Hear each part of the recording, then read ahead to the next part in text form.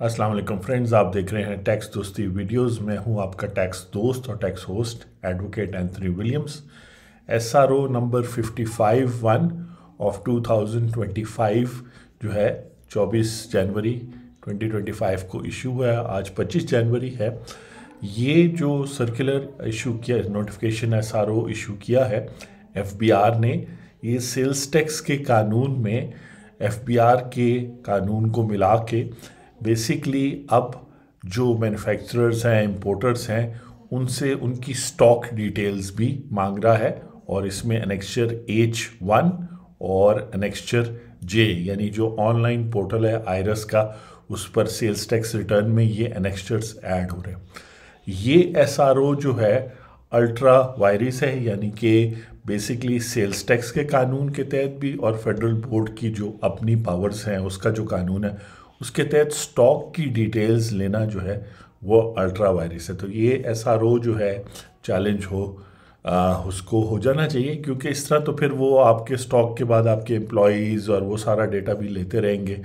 और फिर जब वो डेटा ले लेंगे, क्योंकि प्रोडक्शन के उसमें स्टॉक के साथ साथ लेबर भी शामिल है, फिर आपकी इलेक्ट्रिसिटी और चीज़ें, तो ये सारा डेटा जो है ऐसा पॉसिबल नहीं है कि जो है कानून के तहत, यानी किसी भी टैक्सेशन के कानून के तहत लिया जाए। हाँ, हो सकता है मिनिस्ट्री ऑफ कॉमर्स इंडस्ट्रीज़ उसको सर्वे करे, या वो सेंसस के लिए या और चीज़ों के लिए हो सकता है। तो ये अल्ट्रा वायरस है और डेफिनेटली ये जितना ज़्यादा इंफॉर्मेशन एक बिज़नेस का टैक्सेशन लॉज के तहत मांगेंगे, क्योंकि इसका बेशक इसका एक डायरेक्ट लिंक है स्टॉक का, लेकिन अगर ऑब्जेक्टिवली इसको देखा जाए तो ये प्राइवेसी, बिज़नेस की प्राइवेसी वगैरह को जो है ब्रीच करता है।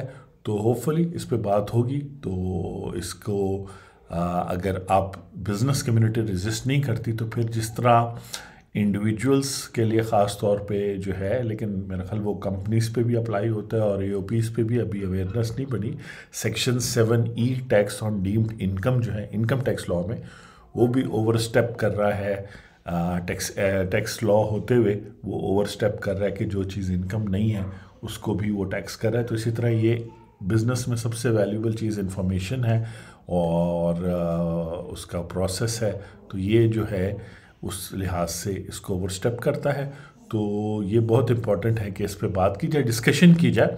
और मैं जो बात कर रहा हूँ डिस्क्लेमर यही है कि ये इन्फॉर्मेशन होती है, ये कोई कंफर्म बात नहीं है। लेकिन ये जो है अब अल्ट्रा वायरस इसलिए है क्योंकि ये पावर्स, यानी सेल्स टैक्स कानून इसलिए नहीं बनाया गया था कि स्टॉक के हवाले से डेटा वगैरह दिया जाए।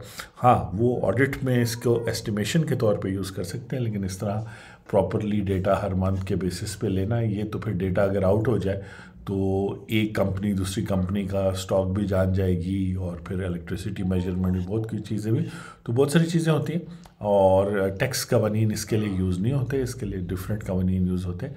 तो अल्ट्रा वायरस इसलिए मैं कह रहा हूँ। आपसे अगली वीडियो में मुलाकात होगी। आप अपने कमेंट्स इस वीडियो के नीचे दे सकते हैं। मैं हूँ आपका टैक्स दोस्त और टैक्स होस्ट एंथनी विलियम्स, और नेक्स्ट वीडियो में आपसे मुलाकात होती है। Thank you.